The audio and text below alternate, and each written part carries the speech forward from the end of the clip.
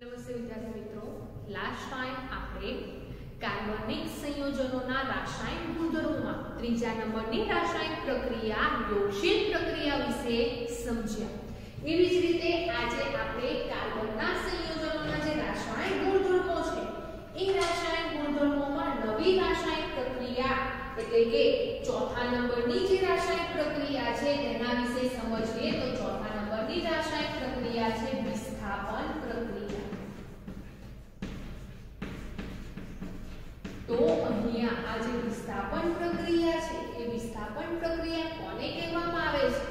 તો વિદ્યાર્થી મિત્રો, અહીંયા આ વિસ્થાપન પ્રક્રિયા પણ આપણે ચેપ્ટર નંબર 1 માં અગાઉ સમજીને આવ્યા છે। તેવી જ રીતે અહીંયા કાર્બનિક સંયોજનોના ગુણધર્મોમાં આપણે વિસ્થાપન પ્રક્રિયા સમજીએ છીએ, જેથી કરીને અહીંયા જે વિસ્થાપન પ્રક્રિયા છે એ એવી પ્રક્રિયા છે જે પ્રક્રિયામાં જે કાર્બનિક સંયોજનોના અણુઓ છે એ કાર્બનિક સંયોજનોના અણુઓમાં પરમાણુ અથવા તો પરમાણુ સમૂહનું વિસ્થાપન બીજા પરમાણુ કે પરમાણુ સમૂહ દ્વારા થતું જોવા મળે છે। તો અગાઉ આપણે ચેપ્ટર 1 માં જે વિસ્થાપન પ્રક્રિયા સમજીને આવ્યા છીએ કે વધારે સક્રિય ધાતુ છે એ વધારે સક્રિય ધાતુ ઓછી સક્રિય ધાતુનું વિસ્થાપન કરે છે, પરંતુ ઓછી સક્રિય ધાતુ વધારે સક્રિય ધાતુનું વિસ્થાપન કરતી નથી। એ જે પ્રક્રિયા સમજીને આવ્યા છે તેવી જ રીતે અહીંયા પણ આપણે વિસ્થાપનની પ્રક્રિયા સમજવાની છે, પરંતુ વિદ્યાર્થી મિત્રો, અહીંયા વધારે સક્રિય ધાતુ ઓછી સક્રિય ધાતુનું વિસ્થાપન કરતી નથી, પણ કોનું વિસ્થાપન થતું જોવા મળે છે? તો અહીંયા આપણે કાર્બનિક સંયોજનોમાં વિસ્થાપનની પ્રક્રિયા સમજીએ છીએ, જેથી કરીને જે કાર્બનિક સંયોજનોના અણુ છે એ અણુમાં રહેલા પરમાણુ અથવા તો પરમાણુ સમૂહનું બીજા પરમાણુ કે પરમાણુ સમૂહ દ્વારા વિસ્થાપન થતું જોવા મળે છે। તો અહીંયા આ જે પણ કોઈ વિસ્થાપન પ્રક્રિયા છે એ વિસ્થાપન પ્રક્રિયામાં કાર્બનિક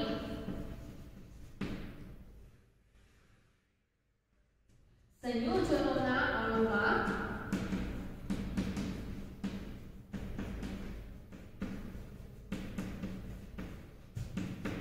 રહેલા પરમાણુ અથવા પરમાણુ સમૂહ નું વિસ્થાપન કોના દ્વારા થાય છે? તો વિસ્થાપન અન્ય પરમાણુ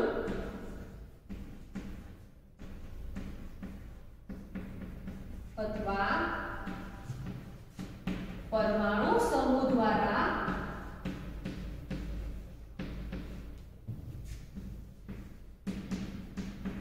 થાય તેવી જે પ્રક્રિયા છે એ પ્રક્રિયાને શું કહેવામાં આવે છે? તો એવી પ્રક્રિયાને વિસ્થાપન પ્રક્રિયા તરીકે ઓળખવામાં આવે છે। તો અહીંયા વિસ્થાપન પ્રક્રિયામાં જે પણ કોઈ કાર્બનિક સંયોજનો છે એ કાર્બનિક સંયોજનોના જે અણુઓ છે એ અણુઓમાં જોવા મળતા જે પરમાણુઓ અથવા તો પરમાણુ સમૂહ છે એ દૂર થાય છે, અને તેમને દૂર કોણ કરે છે? તો બીજા અન્ય પરમાણુ કે પરમાણુ સમૂહ કરે છે। એવી જે પ્રક્રિયા છે એને વિસ્થાપન પ્રક્રિયા તરીકે ઓળખવામાં આવે છે। તો વિદ્યાર્થી મિત્રો, અહીંયા જે સંતૃપ્ત હાઇડ્રોકાર્બન સંયોજનો છે એ સંતૃપ્ત હાઇડ્રોકાર્બન સંયોજનો કેવા જોવા મળે છે? તો અત્યંત બિનપ્રતિક્રિયાત્મક જોવા મળે છે। તો અત્યંત બિનપ્રતિક્રિયાત્મક જોવા મળે છે, જેથી કરીને મોટાભાગના પ્રક્રિયકોની હાજરીમાં તે કેવા જોવા મળે છે? તો નિષ્ક્રિય જોવા મળે છે। તો મોટાભાગના પ્રક્રિયકોની હાજરીમાં કેવા હોય છે? નિષ્ક્રિય હોય છે। તો અહીંયા જે પણ સંતૃપ્ત હાઇડ્રોકાર્બન સંયોજનો છે એ સંતૃપ્ત હાઇડ્રોકાર્બન સંયોજનો અત્યંત બિનપ્રતિક્રિયાત્મક હોય છે, જેથી કરી તેઓ મોટાભાગના જે પ્રક્રિયકો છે તેમની હાજરીમાં કેવા જોવા મળે છે, નિષ્ક્રિય જોવા મળે છે। તો ઉદાહરણ તરીકે આપણે વિસ્થાપન પ્રક્રિયા સમજીએ તો સૂર્યપ્રકાશની હાજરીમાં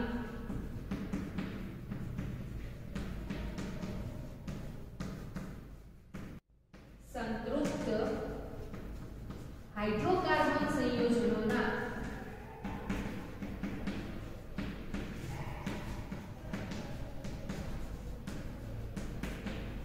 જે ક્લોરિનેશનની પ્રક્રિયા થાય છે ની પ્રક્રિયામાં જે ક્લોરીન પરમાણુ છે એ ક્લોરીન પરમાણુ એક પછી એક હાઇડ્રોજન પરમાણુ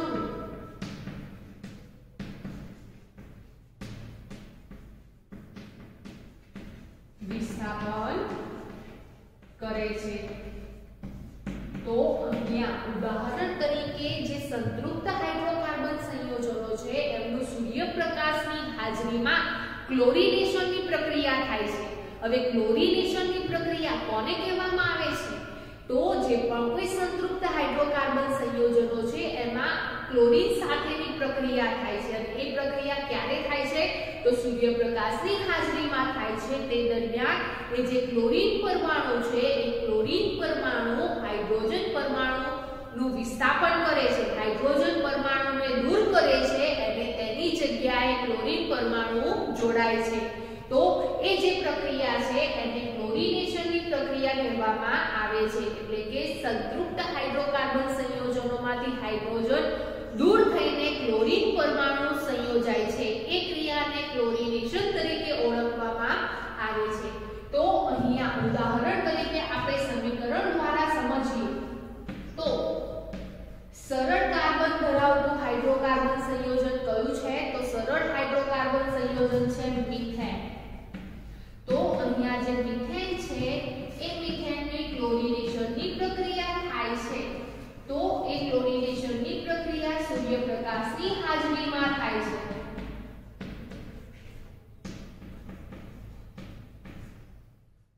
તો જ્યારે પણ સૂર્યપ્રકાશની હાજરીમાં જે મિથેન છે એ મિથેનની ક્લોરિનેશનની પ્રક્રિયા થાય છે તે દરમિયાન હવે મિથેન છે એ મિથેનનું આપણે બંધારણીય સૂત્ર સમજીએ તો મિથેનનું બંધારણીય સૂત્ર આપણને આ પ્રમાણે જોવા મળે છે કે કાર્બન છે એ કાર્બનની આસપાસ 4 હાઇડ્રોજન પરમાણુ ઇલેક્ટ્રોનની ભાગીદારી કરીને જોડાયેલા જોવા મળે છે।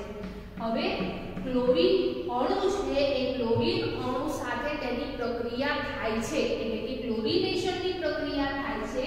તે દરમિયાન આ જે પણ ક્લોરીન અણુ છે એ ક્લોરીન અણુમાં 2 ક્લોરીન પરમાણુઓ જોવા મળે છે। કેટલા પરમાણુઓ જોવા મળે છે? 2 ક્લોરીન પરમાણુઓ જોવા મળે છે। એમાંથી એક ક્લોરીન પરમાણુ છે એ એક ક્લોરીન પરમાણુ કે જે મિથેન છે એ મિથેનમાંથી એક હાઇડ્રોજન પરમાણુનું વિસ્થાપન કરે છે અને એ હાઇડ્રોજનને દૂર કરીને એક ક્લોરીન પરમાણુ ત્યાં જોડાય છે અને જે દૂર થયેલો હાઇડ્રોજન પરમાણુ છે એ બીજા ક્લોરીન પરમાણુ સાથે જોડાય છે। તો અહીંયા આ પ્રક્રિયા પ્રમાણે થતી જોવા મળે છે કે જે કાર્બન છે એ કાર્બન સાથે ક્લોરીન પરમાણુ જોડાય છે। ક્યારે જોડાય છે? તો એક હાઇડ્રોજન પરમાણુને દૂર કરે છે અને ત્યાર પછી એ જે પણ હાઇડ્રોજન પરમાણુ દૂર થયો છે તેની સાથે બીજો ક્લોરીન પરમાણુ જોડાય છે। તો અહીંયા આ જે પ્રક્રિયા છે એ પ્રક્રિયામાં ક્લોરીન પરમાણુ હાઇડ્રોજન પરમાણુનું વિસ્થાપન કરે છે જેથી આ પ્રક્રિયાને વિસ્થાપનની પ્રક્રિયા તરીકે ઓળખવામાં આવે છે। તો જ્યારે મિથેન છે એ મિથેન ક્લોરીન અણુ સાથે સૂર્યપ્રકાશની હાજરીમાં તેની પ્રક્રિયા થતી જોવા મળે છે ત્યારે શું બને છે?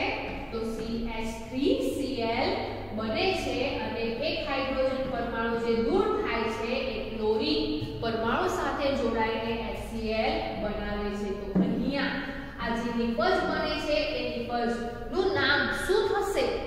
તો વિદ્યાર્થી મિત્રો અહીંયા ક્લોરીન પરમાણુ જોડાય છે ઉપરાંત આ આગળ CH3 સૂત્ર જોવા મળે છે તો CH3 સૂત્ર કોનું છે તો એ જે CH3 સૂત્ર છે એ મિથાઇલનું છે તો અહીંયા નિપજમાં આપણને મિથાઇલ ક્લોરાઇડ બને છે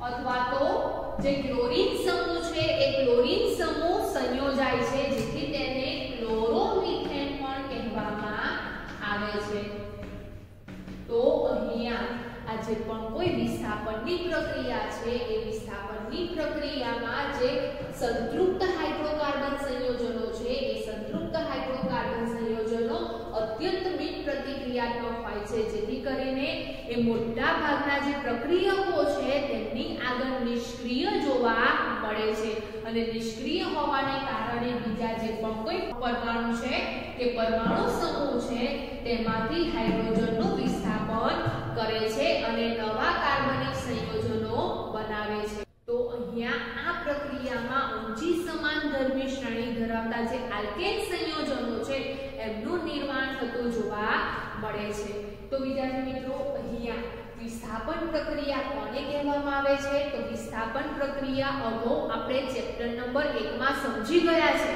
પરંતુ એ ચેપ્ટર નંબર 1 માં વિસ્થાપન પ્રક્રિયા કોને કહેવામાં આવે છે તો વધારે સક્રિય ધાતુ ઓછી સક્રિય ધાતુનું વિસ્થાપન કરે છે એવી જે પ્રક્રિયા છે એને વિસ્થાપનની પ્રક્રિયા કહેવામાં આવે છે જ્યારે અહીંયા વિસ્થાપનની પ્રક્રિયા કોને કહેવામાં આવે છે તો કાર્બનિક સંયોજનોના જે અણુ છે એ અણુમાંથી પરમાણુનું વિસ્થાપન થાય અને એ પરમાણુનું વિસ્થાપન કોના દ્વારા થાય છે તો બીજા પરમાણુ દ્વારા થાય છે અથવા તો પરમાણુ સમૂહનું વિસ્થાપન બીજા પરમાણુ સમૂહ દ્વારા થતું હોય એવી જે પ્રક્રિયા છે એને વિસ્થાપનની પ્રક્રિયા તરીકે ઓળખવામાં આવે છે તો અહીંયા વિસ્થાપનની પ્રક્રિયા આપણે મિથેનના ઉદાહરણ દ્વારા સમજ્યા એવી જ રીતે વિદ્યાર્થી મિત્રો તમે મિથેનની જગ્યાએ ઇથેન પણ લઈ શકો છો જો તમે મિથેનની જગ્યાએ ઇથેન લો તો આપણને ખબર છે કે જે ઇથેન છે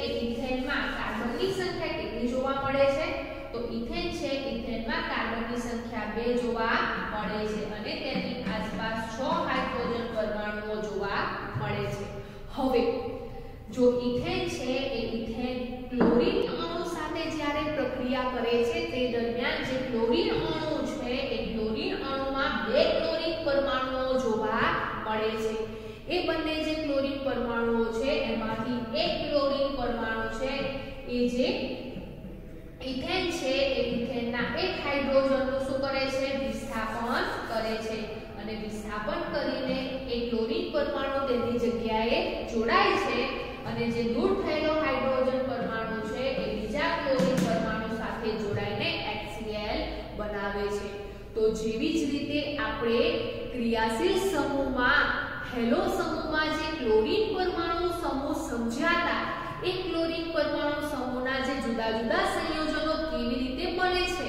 તેમના બંધારણીય સૂત્ર કેવી રીતે બને છે તે સમજ્યા તેવી જ રીતે અહીંયા પણ એ જ પ્રક્રિયા થતી જોવા મળે છે કે જે મિથેન છે એ મિથેનમાંથી ક્લોરોમિથેન બને છે તો મિથેનમાંથી ક્લોરોમિથેન બનવાની જે પ્રક્રિયા છે એક પ્રકારની કેવી પ્રક્રિયા જોવા મળે છે વિસ્થાપનની પ્રક્રિયા કહેવામાં આવે છે તો આ વિદ્યાર્થી મિત્રો આ જે કોઈ કાર્બનિક સંયોજનો છે અથવા તો કાર્બનના સંયોજનો છે એટલે કે હાઇડ્રોકાર્બન સંયોજનો છે અથવા તો જુદા જુદા ક્રિયાશીલ સમૂહ ધરાવતા જે પણ કોઈ સંયોજનો છે એમના રાસાયણિક ગુણધર્મોમાં 4 પ્રકારની રાસાયણિક પ્રક્રિયાઓ થતી જોવા મળે છે જેવી કે દહન ઓક્સિડેશન યોગશીલ પ્રક્રિયા અને ચોથા નંબરની છે વિસ્થાપન પ્રક્રિયા તો આ જે પણ 4 પ્રક્રિયા છે એ 4 પ્રક્રિયા આપણે જુદા જુદા ઉદાહરણ દ્વારા સવિસ્તાર સમજ્યા